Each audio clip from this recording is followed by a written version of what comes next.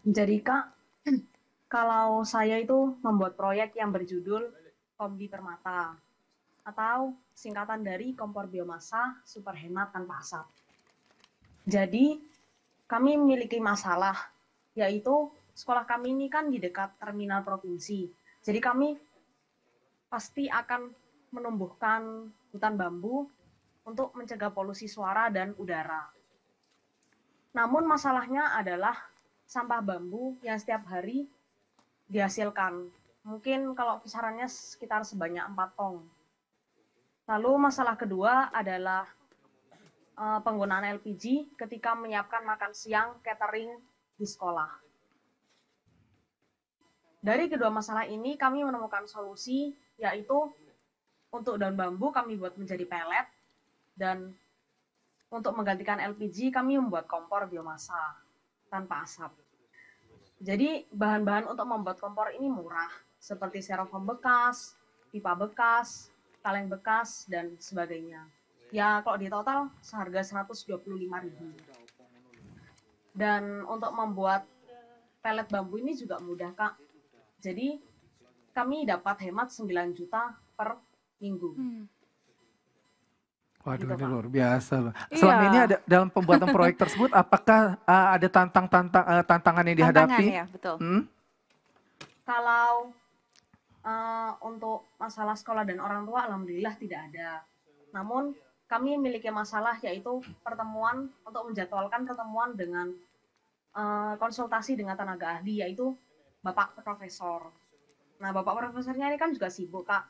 Bapaknya ini pintar membuat kompor, jago membuat kompor, jadi sibuk pasti, sering keluar kota dan sebagainya. Jadi kami mengatur jadwal untuk biar bisa kita ketemu dan berkonsultasi tentang proyek kami.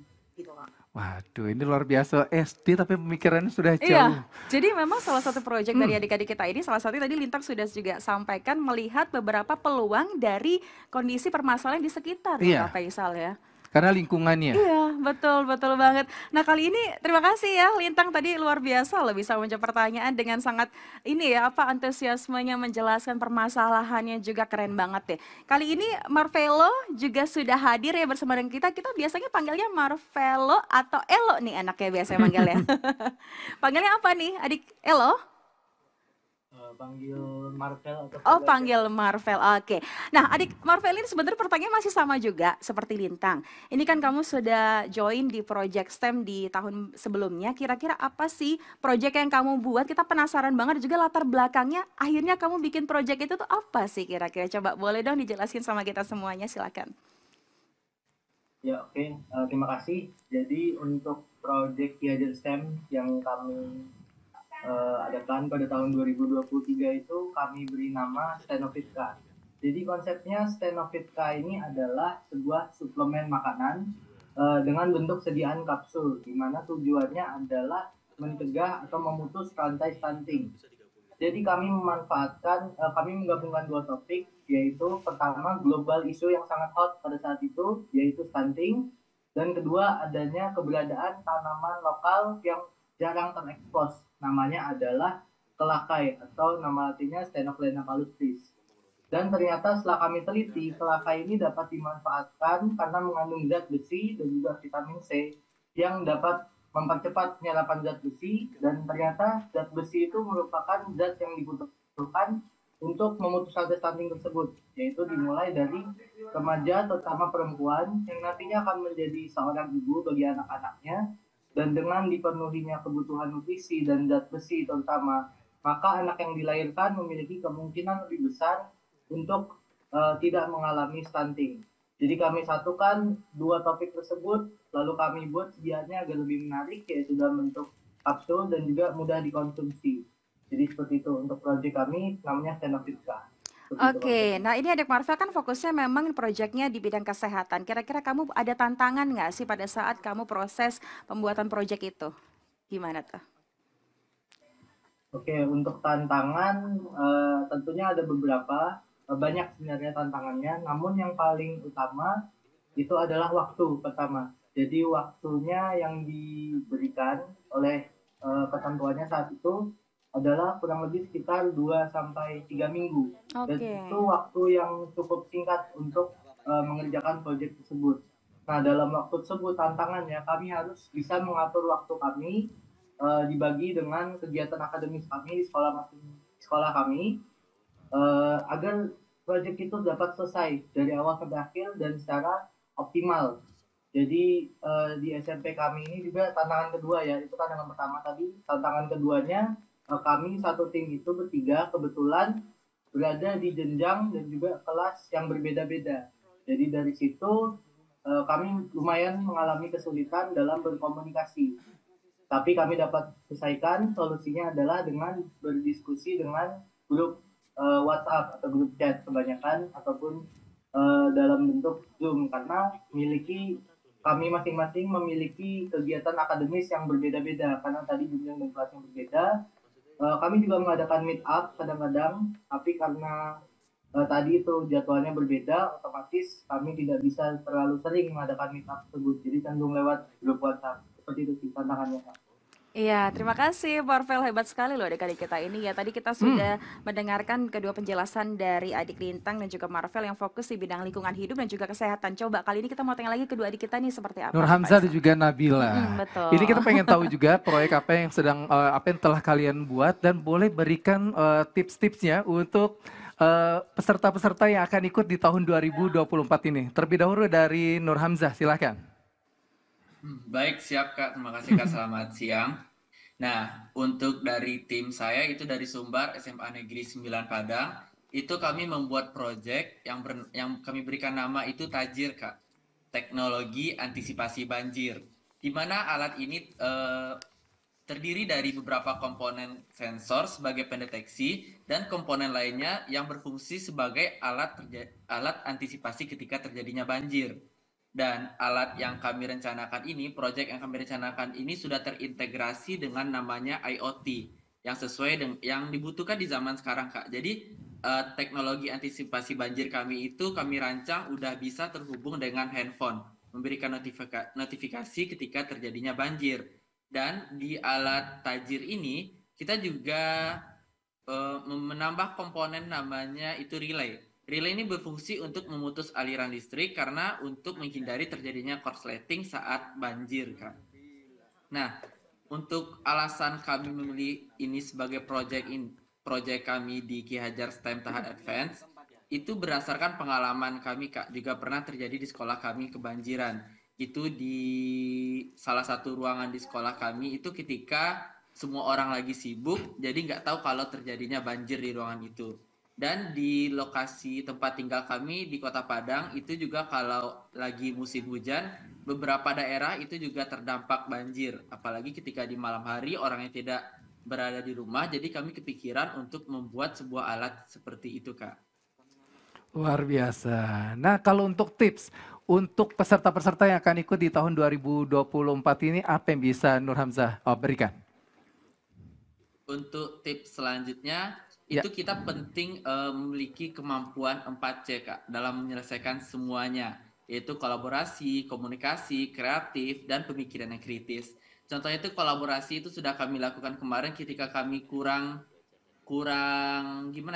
bisa menyelesaikan itu, kami melakukan kolaborasi dengan universitas Kak, minta bantuan kakak-kakak di sana, gimana sih cara tipsnya lebih baik, yang lebih efektif untuk menyelesaikan solusi dari permasalahan.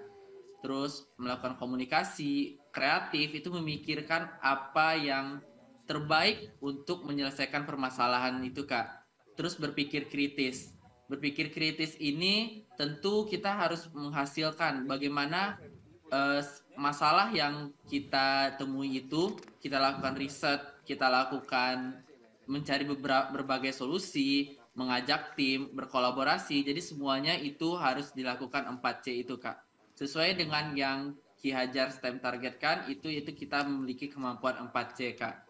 Oh, terima kasih tips yang diberikan Nur Hamzah. Sukses terus teman-teman. Salam untuk sanak sadunya di Sinan. Oh iya, ini satu daerah nih sama Kak Faisal nih Nur Hamzah nih. Dan kita masih ada satu lagi ya Kak Faisal adik kita, adik Nabila. Halo Nabila, apa kabar? Ya, terima kasih loh Nabila sudah mau join sama kita nih. Nabila juga salah satu adik kita yang berprestasi ya. Betul. Dan kita pengen tahu nih Nabila, sebenarnya proyek apa sih yang kamu buat itu sebelumnya dan juga kira-kira apa nih latar belakangnya sama sekaligus boleh dong kasih tips buat teman-teman yang saat ini lagi nonton. Silakan.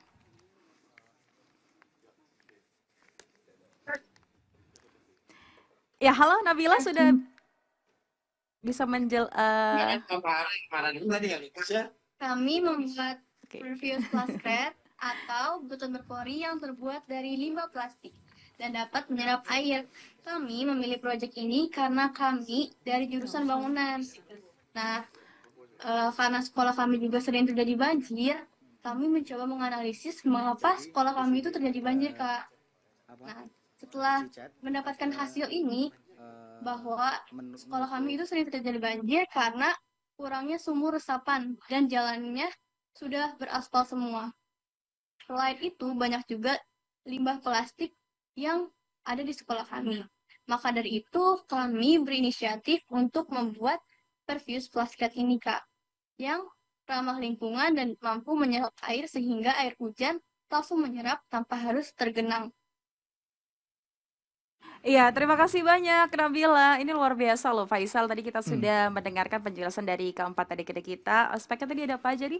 Kesehatan, lingkungan hidup. Lantas tadi juga ada beberapa yang memperhatikan tentang bencana alam Iya, untuk kita betul. bisa lebih aware lagi. Betul sekali Indah. Dan kita Mm-mm. juga ingin tahu nih, kira-kira mereka tuh bisa memberikan alasan untuk peserta-peserta untuk ikut di tahun 2024 ini apa saja. Oh ya, kenapa harus ikut ya? Kenapa harus ikut? Mungkin bisa mengikuti jejak. Sekolah-sekolahnya teman-teman, Iya, kenapa boleh harus ikut dan bisa banget. join di tahun ini? Iya, kalau gitu kita Hmm. mulai dulu dari Nur Hamzah. Boleh deh, satu kampung kan soalnya.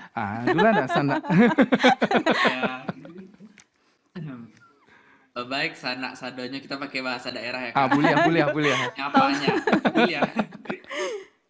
Nah, untuk alasan kenapa kita harus mengikuti Ki Hajar STEM untuk teman-teman di seluruh Indonesia dan seluruh sekolah Indonesia di luar negeri, Ki Hajar STEM ini sangat menarik, Kak.